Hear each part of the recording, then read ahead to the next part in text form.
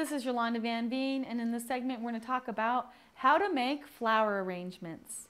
Now, flower arrangements come in all shapes and sizes, and there's many different ways that you can organize or arrange your flowers. I have a rule of thumb. I always let the vase dictate how I'm going to arrange the flowers, because if you have a really small vase, you don't want to have big flowers in it.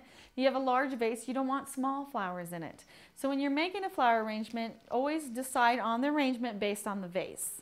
And I always say less is more. For example, if it's just a small vase, just by having a Gloriosa lily in the vase itself, that's generally enough. You can always add a calla lily as well. You'll find that simple is always more.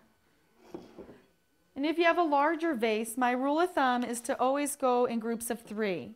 So you want at least 3 of any one plant in there. So for example, this will be 3 gladiolus as my base. And then I'm going to have some agapanthus. So you have odd numbers. For example, this is going to be 5 agapanthus. And it'll fill in very nicely. But you always want to make your arrangements quite simple, because you don't want to overwhelm the arrangement by too many flowers, because they won't show. And you can always add some in the middle and have some filler as well. And you will find even you can always add things like peacock feathers to your arrangements too, and it'll add lots of color and a lot of interest. So you don't have to be too strict with your flower arrangements. It's always fun to add a little bit of artwork or sculpture or feathers in with them, and they'll add a lot to it. So flower arrangements can come in tall or short, and I always make them last longer by taking out the flowers as they pass.